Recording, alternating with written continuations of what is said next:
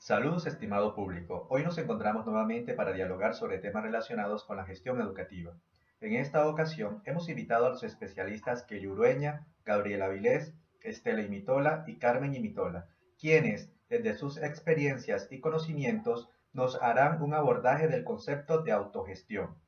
Para esto se retomará el origen del concepto en los ámbitos económico y político a nivel mundial. Luego se fundamentará desde las corrientes de pensamiento pedagógico que permitieron la incursión del concepto a nivel educativo.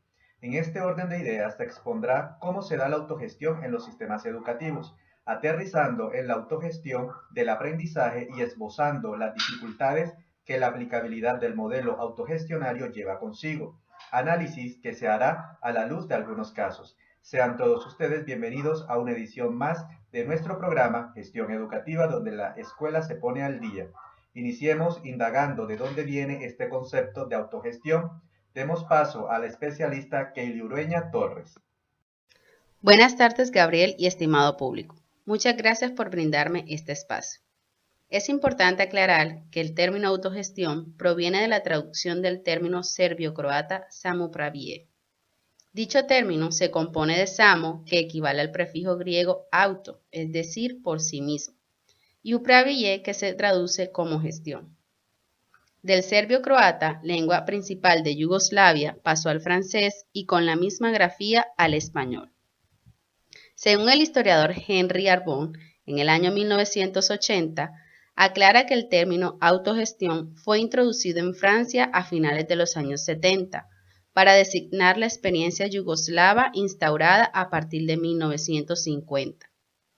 Para los anglosajones, el término autogestión se corresponde con dos nominaciones: el self-government, que implica la voluntad ciudadana para participar en el funcionamiento democrático de la sociedad, y el self-management, que implica la voluntad de transferir el poder decisorio a todos los integrantes de una empresa.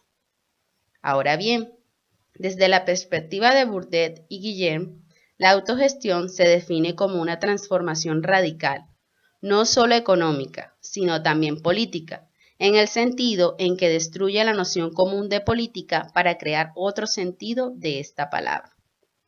Por su parte, Francisco Iturraspe define la autogestión como el movimiento social, económico y político que tiene como método y objetivo que la empresa, la economía y la sociedad en general estén dirigidas por quienes producen y distribuyen los bienes y servicios generados socialmente. La autogestión apunta a la gestión directiva y democrática de los trabajadores, en las funciones empresariales de planificación, dirección y ejecución.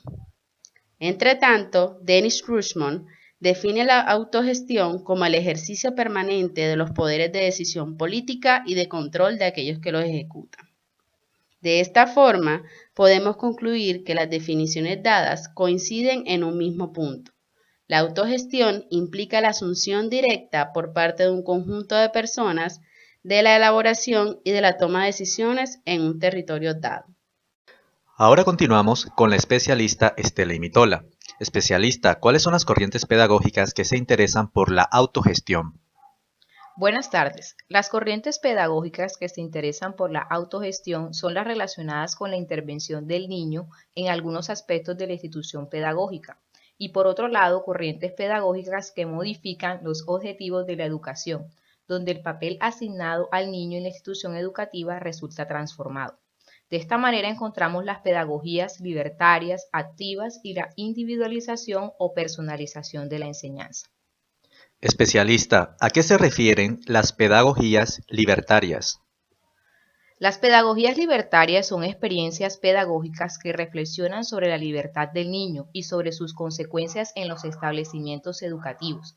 Ejemplo de estas son las escuelas de Hamburgo, caracterizadas por la falta de un programa anual, de horarios fijos, de un reglamento y de castigos. Se usa la libertad. Hay una nueva relación entre el maestro y el alumno, donde se habla de un maestro camarada. Una concepción global de la escuela y pedagogía centrada en el niño. El lema es partamos del niño. Otro ejemplo de pedagogías libertarias es la escuela de Summerhill, Una escuela privada con un número reducido de alumnos caracterizada por la libertad de aprender, una pedagogía fundamentada en un concepto de libertad, un funcionamiento fundado en la autodeterminación. A partir de ello se nota que las pedagogías libertarias innovan en elementos respecto a las pedagogías tradicionales, como la libre expansión del niño, la libertad como punto de partida de la educación. Las escuelas libertarias constituyen una experiencia pedagógica que reviste un carácter contradictorio debido a que se tratan de escuelas que forman parte integrante y cuyo objetivo es la negación de la pedagogía y la escuela oficial. Esta problemática es la misma de la autogestión en los establecimientos educativos. Especialista, ¿qué me puede decir de las pedagogías llamadas activas?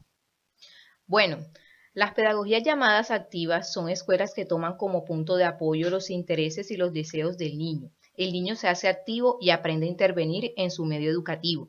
Se le da la importancia al ambiente. Aquí aparecen representantes como DeWitt, Montessori y de Crowley.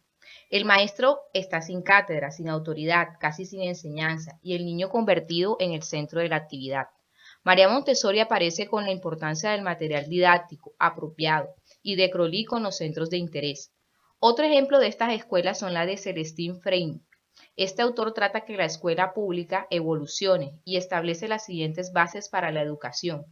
La escuela la organiza en torno al niño. El propósito principal de la escuela será desarrollar todos los medios de expresión y el maestro deberá crear los medios en que cada niño desee expresarse, es decir, ofrecerles un medio, un material y una técnica al niño. La técnica educativa es un elemento primordial, tales como la expresión libre, la escuela por la vida y para la vida, y las expresiones artísticas, la relación maestro-alumno vista como una asunción cooperativa de responsabilidad. A partir de lo anterior, la autogestión desde las pedagogías activas aporta nuevas posibilidades en las instituciones educativas, reestructurando el medio educativo y coayudando al trabajo en clase, encaminando así al niño a ser más responsable y consciente. Dicho modelo saca a la luz otro problema respecto al funcionamiento autogestionario de un establecimiento docente, donde la diferencia entre los objetivos pedagógicos definidos a nivel de escuela y los objetivos oficiales de enseñanza la afecta. Finalmente, respecto a las corrientes pedagógicas relacionadas con la autogestión, ¿nos puede hablar de la individualización de la enseñanza? Claro, respecto a la individualización de la enseñanza encontramos la escuela abierta, la cual constituyó una experiencia innovadora en el Reino Unido en los años 50 y 60, centrada en la individualización del proceso educativo. En este movimiento lo importante es que el estudiante acceda a una autonomía intelectual. Surgen entonces los grupos flexibles en función de los objetivos perseguidos. Se insiste en la importancia del medio ambiente y el maestro será el encargado de estructurar este ambiente, así como de apoyar en la construcción de relaciones interpersonales. La autogestión desde la individualización del aprendizaje consiste en centrarse en la persona que aprende, a partir de lo que sabe y quiere comprender. En esta se priorizan más los procesos y las habilidades que las asignaturas enseñadas. De esta manera, la individualización de la enseñanza llega a tener un funcionamiento autogestionario, donde los interesados se hacen cargo de la vida de la escuela y donde el objetivo principal es el aprendizaje. Desde esta perspectiva, la autogestión se posiciona como un modelo de organización educativa. Se hace necesario conocer entonces la forma como la escuela y el aula se organizan al seguir un modelo autogestionario. Especialista Carmen, ¿puedes ampliarnos esta concepción? Claro, Gabriel. Precisamente la UNESCO en 1981 definió la autogestión como la disposición de asumir con responsabilidad el conjunto de actividades colectivas realizadas en un entorno organizacional.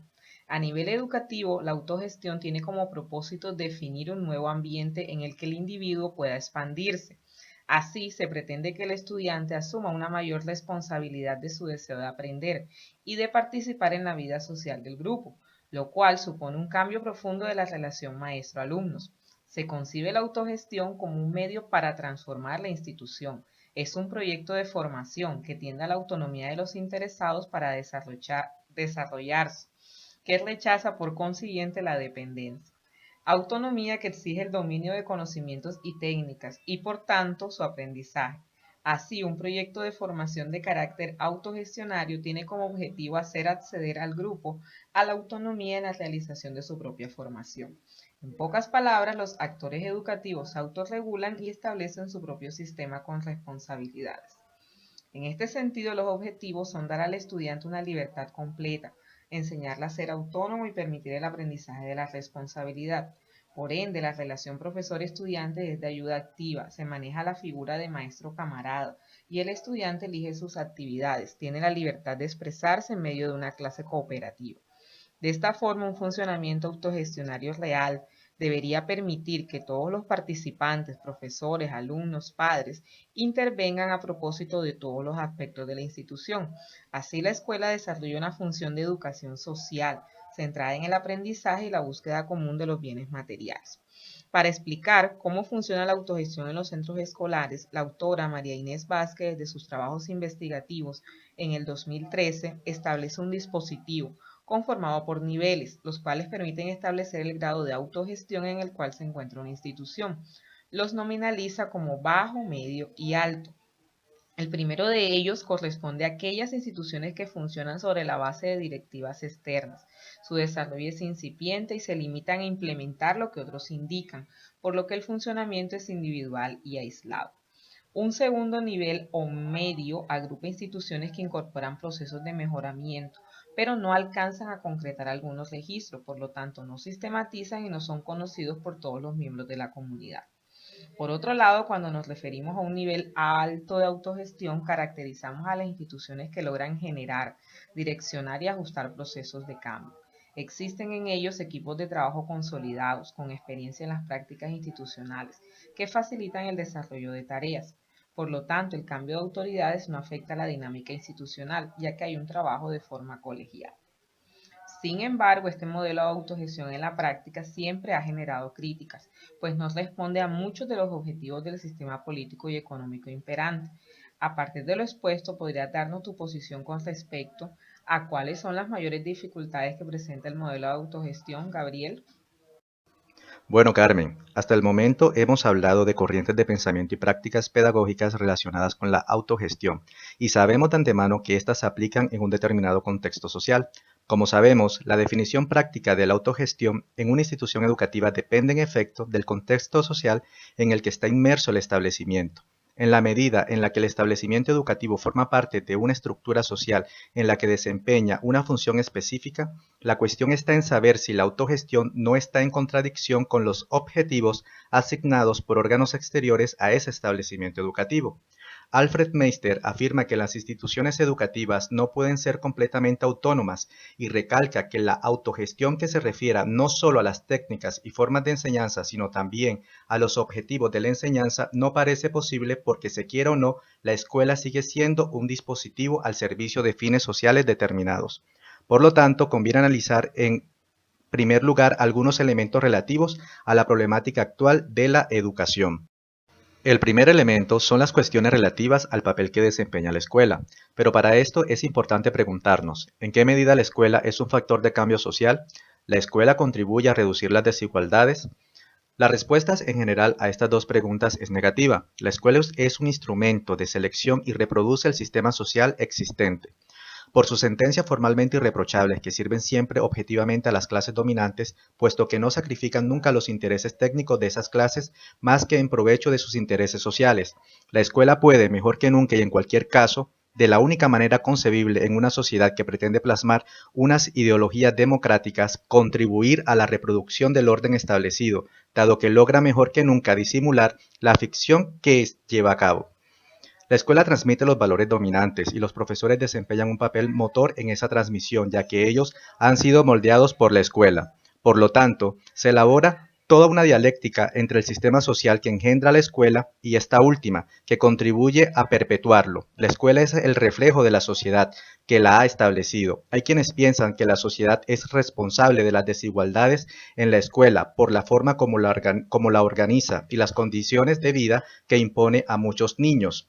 Asimismo, la relación de autoridad entre maestros y estudiantes contribuyen a que la escuela sea un instrumento de control social debido a que la relación es sujeto a objeto. El estudiante solo se limita a recibir los conocimientos transmitidos por el docente. El segundo elemento es la educación permanente. La educación permanente transforma las perspectivas asignadas a la educación. En el informe de la Comisión Internacional para el Desarrollo de la Educación de la UNESCO se exponen las nuevas perspectivas. Todo individuo debe tener la posibilidad de aprender durante su vida. La idea de la educación permanente es la clave principal de la ciudad educativa. El concepto de educación permanente se extiende a todos los aspectos del hecho educativo. La educación permanente no es ni un sistema ni un sector educativo, sino el principio en el cual se fundamenta la organización global de un sistema y, por tanto, la elaboración de cada una de sus partes. Se propone la educación permanente como idea rectora de las políticas educativas en los futuros años, y esto tanto para los países desarrollados como para los países en vía de desarrollo. El tercer elemento es el papel de la educación y abertura hacia una autogestión. Esta nueva problemática de la educación, al cuestionar el papel social de la escuela y reconocer la educación permanente, desplaza las orientaciones de la educación. La función asignada a la institución educativa se ve profundamente modificada por las disfunciones que se observan en ella y por los nuevos objetivos que se le fijan. Las relaciones entre la sociedad y la educación se transforman. Por lo tanto, la institución educativa se ve en la necesidad de definir tanto su papel en materia de educación como un modo de funcionamiento. Bueno, querido público, hoy hemos tenido una amplia ilustración sobre la autogestión educativa, modelo con pros y contras, que puede orientar la organización de los centros escolares y del aula de clases. Esperamos que estos puedan fortalecer los fundamentos organizacionales de sus instituciones. Nos vemos en una próxima emisión en su programa Gestión Educativa, donde la escuela se pone al día. Muchas gracias.